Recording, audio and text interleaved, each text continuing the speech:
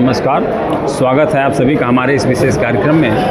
दर्शकों, इस समय उत्तर प्रदेश राज्य के गोरखपुर ज़िले में सिविल कोर्ट बार एसोसिएशन का चुनाव संचालित हो रहा है। मतदान 1 अप्रैल 2026 को है। प्रत्याशी लगातार मतदाताओं से संपर्क कर रहे हैं और अपने पक्ष में मतदान की अपील कर रहे हैं। हम भी प्रत्याशियों की आवाज़ बनकर अपने इस चैनल के माध्यम से उनके मतदाताओं तक पहुंचने का प्रयास कर रहे हैं। इस समय हमारे साथ उपाध्यक्ष पद 10 वर्ष से कम का चुनाव लड़ रहे सतीश कुमार उर्फ सतीश चंद गौड़ जी हैं, जिनसे हम बातचीत करेंगे और जानेंगे कि ये किस तरह से सदन में अधिवक्ताओं की आवाज़ बनेंगे। तो सतीश जी, आपका हमारे कार्यक्रम में स्वागत है। जी सर, बहुत बहुत धन्यवाद सर आपका और सभी अधिवक्ता भाइयों का। सतीश जी, आप ये बताइए, थोड़ा सा आप अपने पारिवारिक पृष्ठभूमि के बारे में बताइए कि आप कहाँ के रहने वाले हैं, आपकी जो शिक्षा दीक्षा है, पढ़ाई लिखाई है, वो कहाँ से शुरू हुई, कब आपने जो है इस कचहरी में प्रवेश किया, कब से आपका रजिस्ट्रेशन है, उसके बारे में ज़रा सा अपने मतदाताओं को बताइए। जी ज़रूर सर। मेरा नाम सतीश चंद गोंड है और मैं गोंडवाना चौराहा बगई भारी पीपीएन गोरखपुर का निवासी हूँ, मूल निवासी हूँ। और मैं जो है MA, MBA और LLB का शिक्षा ग्रहण किया हूँ और वहाँ पे बापू PG कॉलेज से मैं MA किया हूँ। इंटर कॉलेज से मैं 10+2 किया हूँ। सेंट एंड्रूज से मैं स्नातक की शिक्षा लिया हूँ और MBA में लखनऊ से किया हूँ और सिद्धार्थनगर से LLB का मैंने कोर्स किया हुआ है और मैं पिछले 5 वर्षों से यहाँ मैं विधि व्यवसाय करता हूँ। सतीश जी, आप ये बताइए कि आप 5 वर्षों से इस कचहरी में हैं, तो आपको ये लगा होगा कि कचहरी में जो मूलभूत सुविधाएं हैं, जिसका लाभ अधिवक्ताओं को मिलना चाहिए, वो लाभ मिल नहीं पा रहा है, और यदि आप सदन में जाते हैं तो आप इन समस्याओं के निराकरण की दिशा में कार्य करेंगे, क्या कहेंगे आप? निसंदेह कि यहाँ की जो कार्यकारिणी है वो बहुत विकास की है, परंतु कहीं न कहीं चूक रह गई या छूट गया, कुछ न कुछ रीज़न हो सकता है, कारण हो सकता है। मेरे समझ से जो मैंने अध्ययन किया, मैंने जो देखा, महसूस किया कि यहाँ पे जब बरसात होता है पानी का लबालब भर जाता है, नाली के जो पानी का जो जल जमाव होता है, नाली के निकलने की सुविधा नहीं है सही यहाँ पे।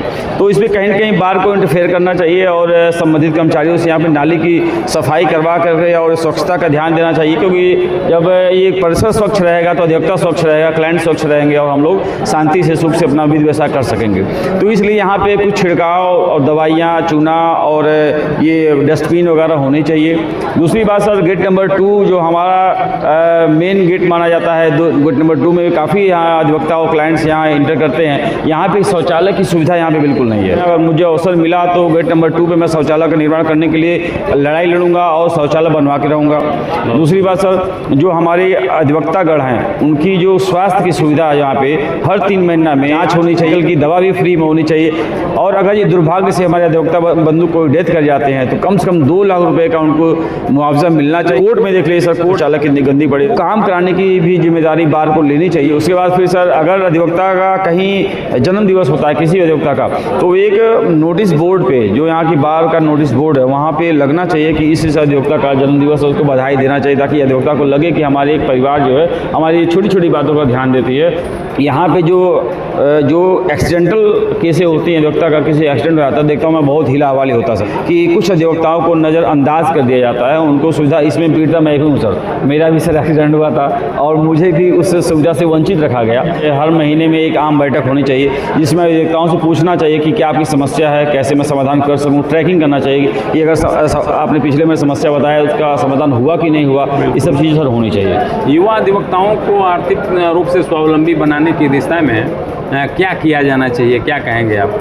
सर, युवाओं को स्वावलंबी बनाने के लिए यहाँ पे जो हमारे सीनियरगण हैं, ज़्यादा से ज़्यादा उनको सर इसमें एक्सपीरियंस गेन कराएं। जो वकालतनामे की राशि एकत्रित की जाती है बार में, तो उस वकालतनामे की राशि से अधिवक्ता कल्याण के लिए कार्य किया जाए, इस दिशा में क्या करेंगे आप? सर, इसमें अधिवक्ता का जो ये एसोसिएशन का पैसा इसका आता है, पैसा जी, तो उसमें कहीं न कहीं जो सर डेथ क्लेम में और स्वास्थ्य में और उनके लाइब्रेरी के लिए सुविधाएं सुनिश्चित करना चाहिए।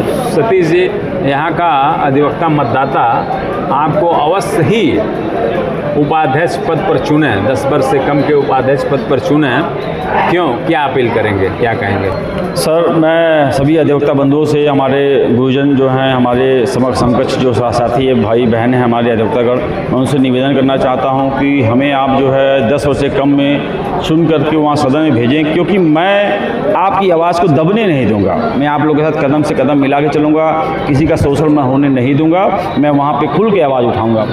इस समय आपका बहुत ही महत्वपूर्ण समय है, एक एक पल आपके लिए बड़ा महत्वपूर्ण है। चुनाव सन्निकट है, 1 अप्रैल को चुनाव होना है, तो लगातार आप लोग अपने प्रचार कार्यों में व्यस्त हैं और उस व्यस्ततम समय में से आपने हमारे लिए समय निकाला और हमारे पास आए और हमारे मंच के माध्यम से आपने अपने मतदाताओं को अपनी कार्य योजना से अवगत कराया।